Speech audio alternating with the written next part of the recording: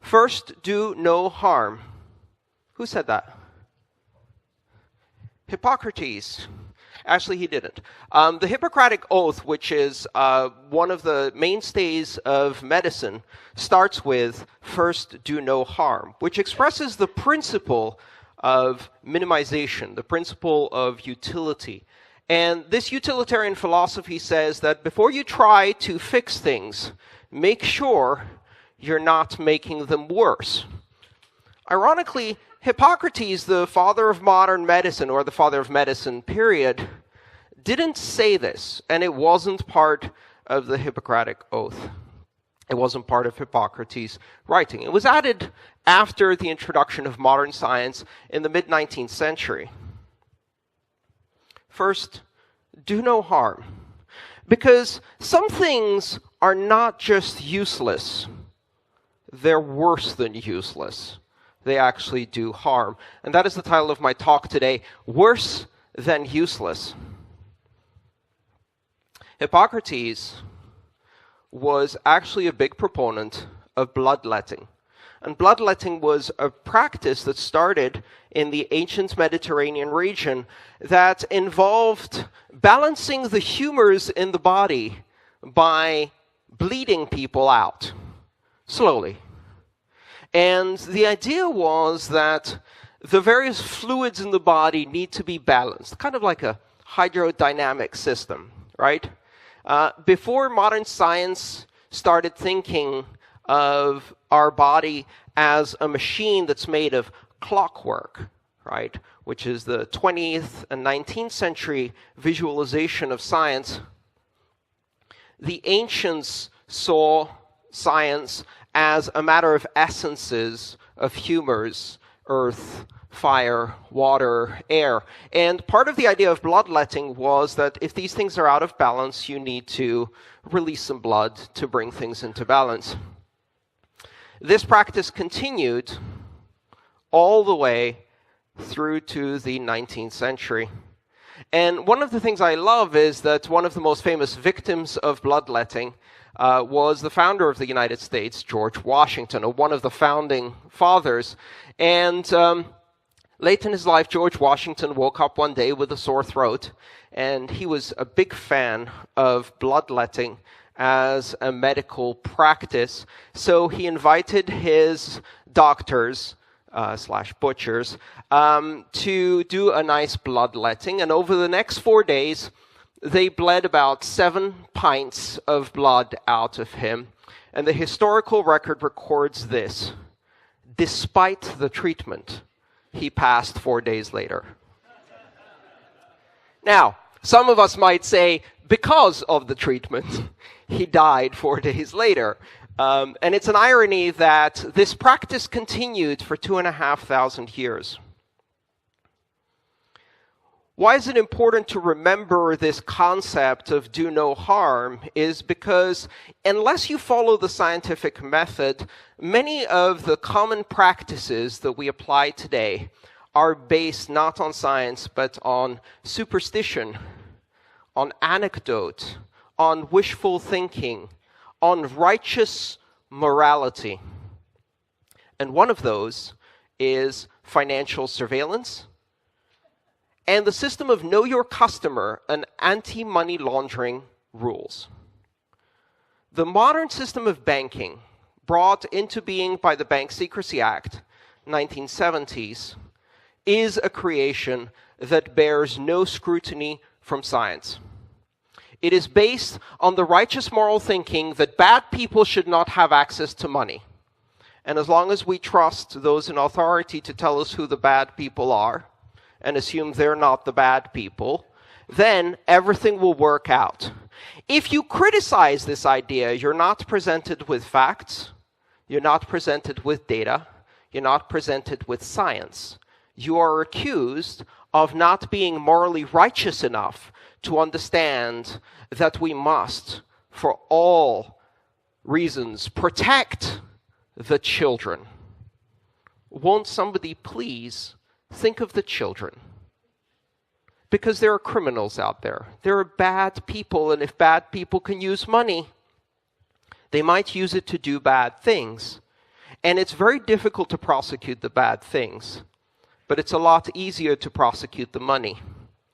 And so we do it. And does it work? No. But if this practice was useless, that would be good, because it's not useless. It's worse than useless. In fact, it does enormous harm. Enormous harm. Part of the reason that billions of people around the world have no participation in the world economy, are financially excluded, is directly related to the fact that a closed financial system, where authority is given to few to decide who is good and who is evil, to decide who should have access to money and who should not, and which starts with the fundamental idea of identity being a requirement for every endpoint of every transaction, is a system that will always exclude billions. In the age of the internet, we have come no further in terms of financial inclusion, and in fact, we are now backtracking. Entire countries, entire continents are disconnected from the world economy in order to satisfy the moralistic bourgeois idea that we are safer if we allow bureaucrats to decide who has access to money and who doesn't. Money laundering happens. Money laundering happens every day. But there are some who can money launder without consequences. Because in our modern world, there is such a thing as a license to launder money. It's called a banking license. As long as you have one of these magic licenses, you can launder money all day long. Who is money laundering? Of course, conventional wisdom, common sense will tell you, of course, it's the banks. They have the money, they launder, obviously. And if you actually look at the statistics, if you look at the data, this fact is shown again and again and again. Banks launder money. In fact, that's their main activity. They launder money for governments. They launder money for intelligence agencies that fund terrorism. They launder money for narco-traffickers. One of the hilarious examples of our modern world was a certain enormous bank that had modified the bank teller windows in the northern border of Mexico so they could precisely fit a Samsonite case that was the favorite case of drug money launderers, so that they could stuff cash through the window conveniently inside the Samsonite. They wouldn't have to even unpack it. Of course, in those days, the big drug cartels were making so much money, and they still are, that you don't count the money, you weigh it. Right? Because it's faster. And who has time to count a truck full of money if you can just calculate the net weight in dollars? Money laundering is something that banks do on a routine basis, and every time they're caught, they pay a fine, no one goes to jail, and banking continues, which means that this is a fundamental part of business, and it is rewarded with a series of incentives that ensure that by playing these fake regulations, they get the competition out of the game. One of the reasons that no one can compete with traditional banking using technology is because the regulations ensure that they will not be given an opportunity. You must ask for permission first, and the answer is always no.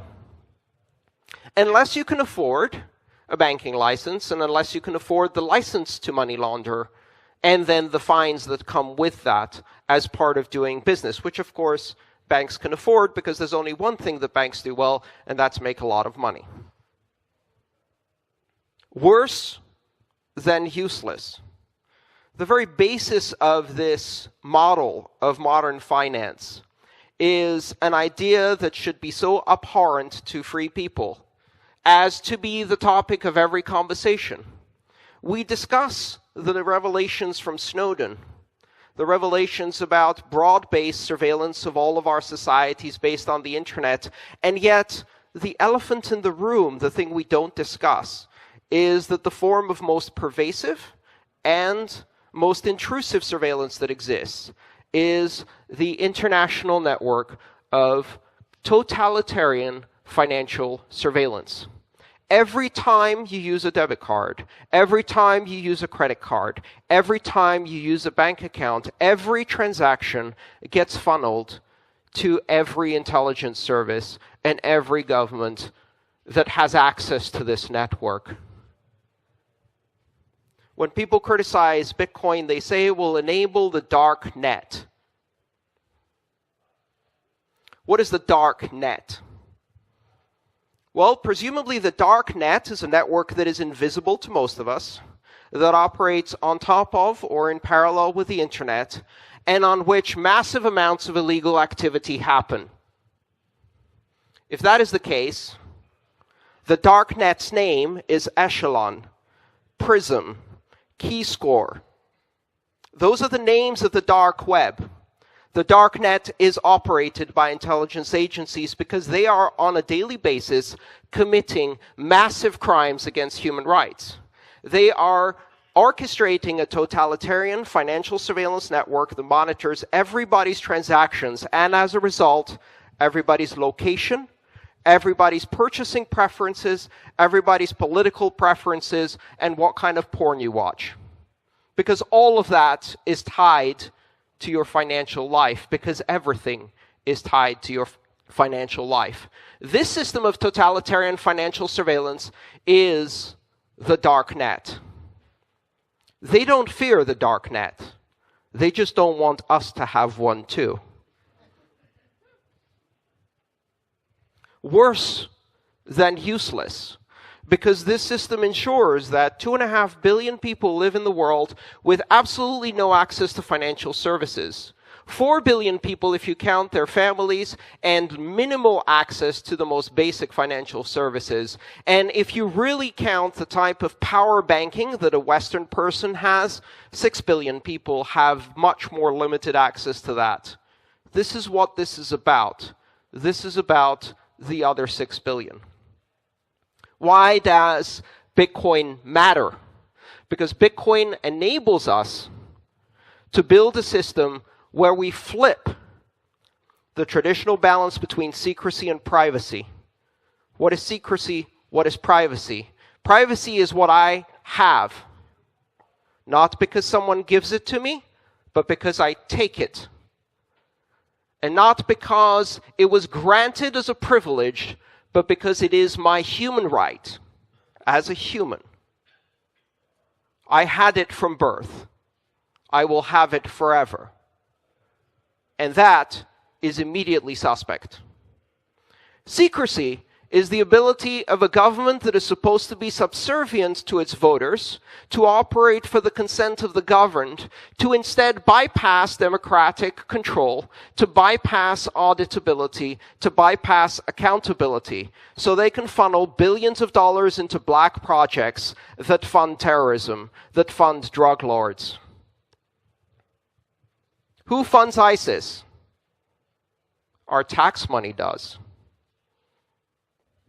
That's the uncomfortable truth. Not Bitcoin. Dollars. Rubles. Yuan. Money laundering is a government activity supported by banks. Terrorism financing is a government activity supported by banks. And yet, they have the audacity to claim that the simple idea that people should be free to transact and participate in a global economy and exercise their birthright of privacy is going to cause the world to descend into chaos, mayhem, anarchy. What happens if people can transact anonymously? Nothing happens. For thousands of years, people were transacting anonymously. The greatest, most established, most private, transaction-free, peer-to-peer network of payments is called cash. We had it for thousands of years. And then suddenly in the 70s, we decided this was dangerous. And instead, we needed to move to a world of totalitarian financial surveillance. That's what it is. It's all-encompassing. It's all-powerful. It is all secret. That's what the word totalitarian means. It is fascist. And yet somehow we have been persuaded that for the sake of the children, we must operate in a world where every one of our transactions is visible, but every one of their transactions is private. And I say that's the wrong way around. I say we have to flip that equation, and we have to flip it fast. Because the reason the world is in chaos is partly because of that. You want to breed terrorism? Cut people off from the world economy. Trap them in poverty. Remove justice. And what happens is war. Martin Luther King said, "Peace is not the absence of war. It is the presence of justice." And justice starts with the assertion of human rights. And what we are doing with Bitcoin is not just playing with money, getting rich, trying to create the next ICO, the next whale, the next overclass of rich people who are going to lord over everybody else. At least that's not what I'm interested in. I'm interested in creating peace through justice. And justice starts with the ability of every human being on this planet to be able to transact freely, with privacy, with anyone, anywhere, anytime. Uncensorable, unstoppable, anonymous. You think the fight over block size was bad? You think a few people trying to disagree with trolls and sock puppets and social media and throwing money around to influence opinion on both sides was bad? There are people right now who are working on the next level of Bitcoin that includes zero-knowledge range proofs and confidential transactions, massive scale coin joins, onion-routed payment channels which are completely anonymous and untraceable and unstoppable. People ask me, what do you think is the biggest problem with Bitcoin? Is it scaling? Is it fraud? Is it centralization of mining? No. It's that we don't have enough anonymity. We don't have enough privacy, and we'd better fix that before this gets too popular. Adoption of a platform with insufficient privacy is extremely dangerous. If you're the only one doing anonymous transactions, you're not anonymous. What we need is ubiquity of privacy. This should not be an option that I check in my Samurai wallet that says, use Tor. It should be default on every wallet, every time. There should be no transaction that isn't confidential. And here's the interesting thing. If you ask the banks whether they want anonymous transactions, they absolutely do. The distributed ledger technology is being built with anonymity. They're using range proofs and zero-knowledge solutions and mixers and confidential transactions. They're trying to build confidential and anonymous systems for settlement. Why? Because they can't trust the motherfuckers sitting across the table from them who run the competitive bank. Because if they know what's happening on the network, they will front run every transaction. They will pump and dump every asset. Why? Because that's what they do every single day. And of course, since they can't trust each other, They understand the need for privacy. They will build their private blockchains, they will build their clearing and settlement networks, and they will make absolutely sure that they have confidentiality, privacy, anonymity, encryption, deniability.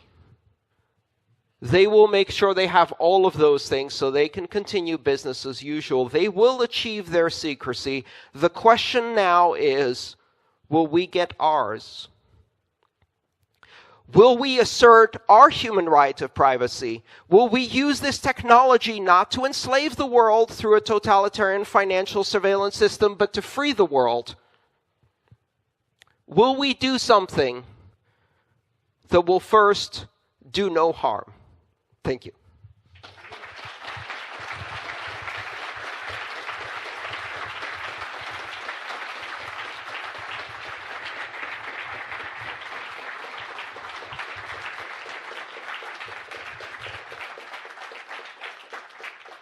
Yeah, you can tell I get emotional about this stuff. It really matters.